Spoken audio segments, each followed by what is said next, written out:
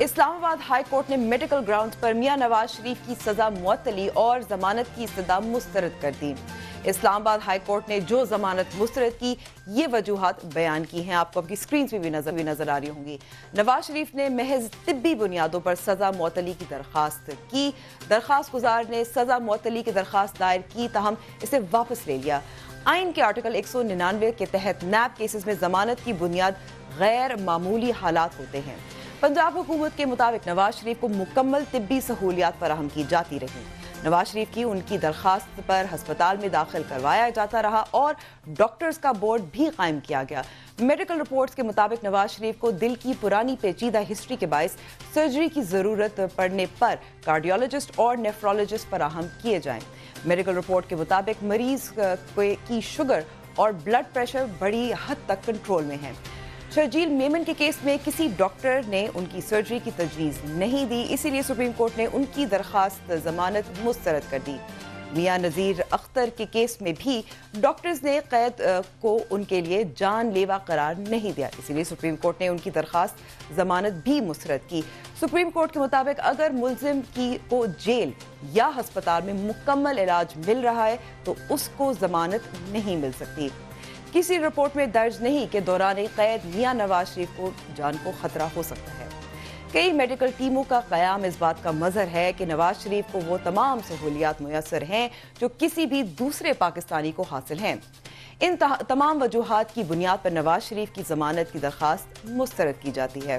اس کے بعد فی الحال میاں نواز شریف کو جیل میں ہی رہے گا۔ نواز شریف کی رہائی کے منتظر مسلم لیگ نون کے رہنما اور کارکنان میں مایوسی کی لہر دوڑ گئی، تاہم انہوں نے ماضی کی برخلاف محتاط انداز میں قانونی راستہ اختیار کرنے کا موقف اختیار کیا۔ اب پوری امید تھی کہ اسلام آباد ہائی کورٹ اس علاج کے لیے بیل کو قبول کرے گا، نہیں ہوئی، مایوسی ضرور ہے، لیکن عدالتوں کے فیصلوں کا احترام بھی ہے۔ ہمیں جتنے قانونی راستے اویلیبل ہیں وہ ضرور ہم اپنائیں گے، یہ ہمارا حق ہے۔ ہم انشاءاللہ تعالیٰ اپیل میں بھی جائیں گے اور ہمیں کبھی امید ہے کہ ہمیں ضرور انصاف ملے گا۔ اسلام آباد ہائی کورٹ کے مطابق یہ کیس غیر معمولی حالات کا نہیں بنتا۔ سوال یہ ہے کہ ایون فیلڈ ریفرنس کی طرح سزا معطلی کا راستہ اپنانے پر میڈیکل گراؤنڈز کو ترجیح کیوں دی گئی؟ کیا یہ قانونی ٹیم کا فیصلہ تھا یا نون لیگ کا تھا؟ تاہم ایک تاثر ضرور مضبوط ہوا کہ شیخ رشید اور چند دیگر حکومتی وزراء جو کئی ہفتوں سے ڈیل کی خبریں دے رہے تھے کہ دعوے کم سے کم نواز شریف کے لیے نہیں تھے۔ نہ مفت کی ڈیل قبول ہے، نہ مفت کی ڈھیل قبول۔ نو ان ڈیلنگ پروسیس، ڈیلنگ سے ریفیوز ہو گیا، اب ڈھیلنگ، اس کو پتہ نہیں انگلش میں کیا کہیں گے۔ ڈیل سے ناکامی کے بعد یہ ڈھیل کی طرف جا رہے ہیں۔ میں نے کسی کو ڈیل یا ڈھیل کرتے نہیں دیکھا سوائے شہباز شریف کو، سنا بھی ہے اور دیکھا بھی ہے۔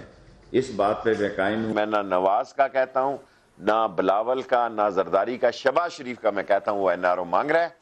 اور جو بات میں نے پہلے کہی تھی، آج کیٹیگوریکلی دوسری دفعہ بھی جا کے میں نے ان سے پوچھا، 2 دن میں ملاقاتیں کی، انہوں نے کہا نو وے ایٹ آل، نہیں ہوگا این آر او۔ آج ہم سوال کریں گے کہ مسلم لیگ نون کا اگلے لاہ عمل کیا ہوگا؟ کیا میڈیکل گراؤنڈز پر ضمانت کی استدعا درست فیصلہ تھا؟ کیا ڈیل اور ڈھیل کا تاثر مکمل طور پر ختم ہو گیا ہے یا یہ تاثر صرف ایک بھائی کے لیے تھا؟ کیا تحریک انصاف کے ڈیل کا شوشہ پری ایمپٹیو میجر کے طور پر چھوڑا اور اس میں کامیاب رہی؟ مسلم لیگ نون کے رہنماؤں کی ماضی کے برخلاف ایک محتاط رد عمل کے پیچھے کوئی ڈیل ہے یا وہ سمجھتے ہیں میاں نواز شریف کا بیانیہ ناکام ہو چکا ہے؟